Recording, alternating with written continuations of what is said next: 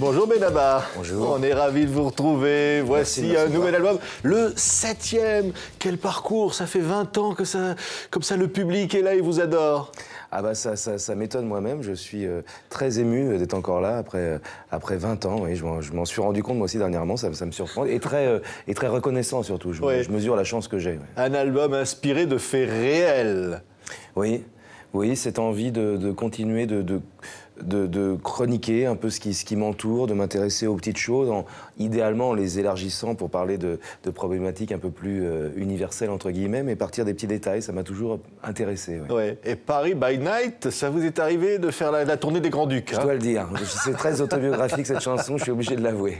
Alors on la regarde. J'étais super naze, grosse semaine de boulot.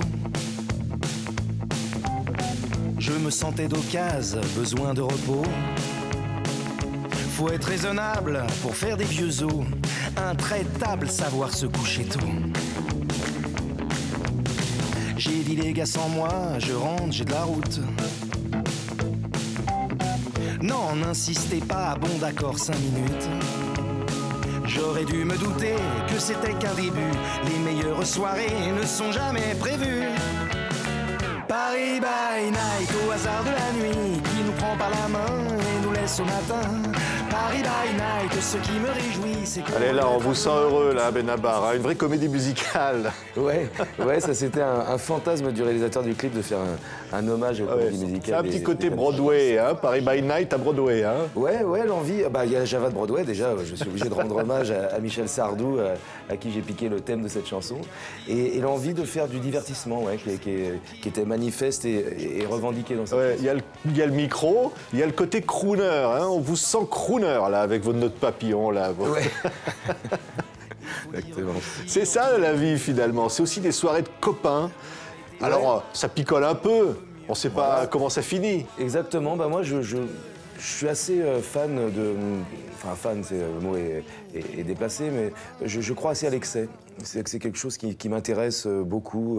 La modération, la pondération ne sont pas des choses qui mais en tout d'ailleurs, en amour, en amitié, en soirée. C'est quelque chose qui m'intéresse. Après, à chacun d'entre nous de gérer ses excès comme il le peut, mais c'est pas quelque chose forcément à fuir. La fête. C'est beau la fête de famille, la fête des copains. Exactement, se réjouir aussi. Le monde, malheureusement, on le voit tout le temps. Et puis moi qui suis un privilégié, je m'en rends quand même compte. Le monde est dur, la vie est dure. Et en effet, la fête, la joie, sont des grands mots comme ça, un peu galvaudés, mais auxquels je crois fermement. Et on peut dire des choses vraies, évidemment, tout en étant joyeux, tout en étant heureux. C'est la vie, la sève de la vie. J'espère, parce que ce serait désespérant si ce n'était pas le cas. Et je crois que notre métier, c'est aussi ça, la chanson, la musique en général, c'est aussi de dire des choses, parler de choses personnelles, parfois sombres, mais en faisant du spectacle. Oui. Je crois qu'il ne faut pas perdre ce lien avec le spectacle. En même temps qu'on bavarde, hein, Bruno, on va avoir encore des images de ça, parce que j'aime bien vous voir comme ça, là. Hein, vous avez bu un peu pour faire le clip Et, à la fin du clip, ouais, parce qu'il a duré toute la journée. Et j'ai dragué surtout les filles du Lido. Ah, vous avez dragué les filles du Lido? Oui, mais j'ai échoué. Ah bon? Ma femme voulait pas. Regardez. Elle préférait qu'on reste copains les filles du Lido, je crois. En sortant du bistrot, j'ai dit cette fois j'y vais. On est sorti du resto, 4 heures après. Quelqu'un a dit, on se quitte pas comme ça. Je sais plus trop qui, je crois que c'était moi. On a pris un taxi. Alors tout ça c'est arrivé, hein.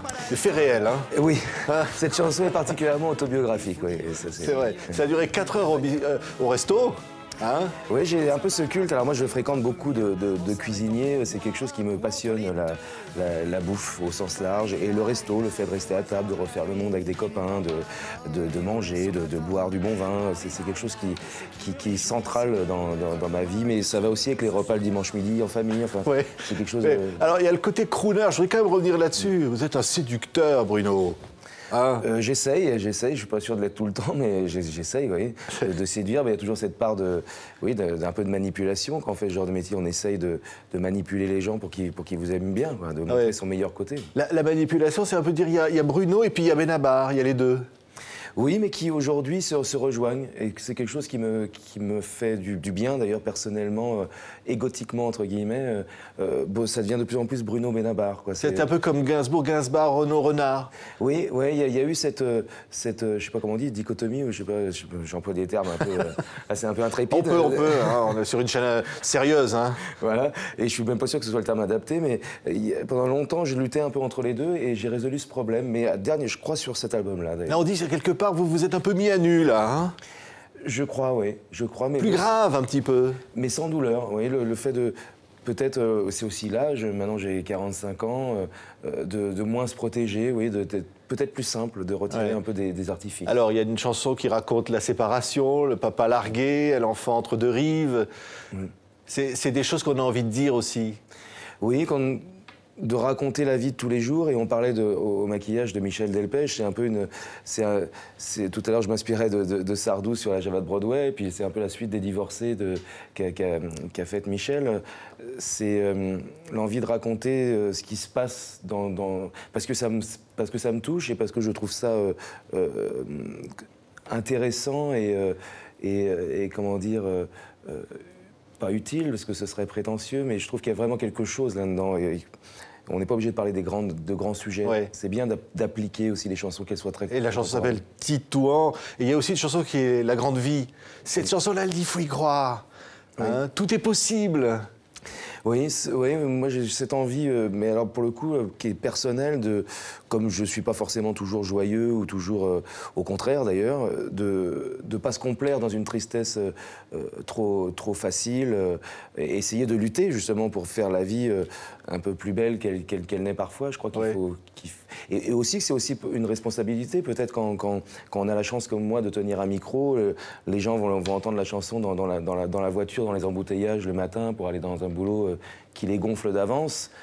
Essayer au moins, même raconter des choses tristes, mais au moins de ne pas flinguer la journée de la personne qui va m'écouter. Et les chansons, c'est sur son passage.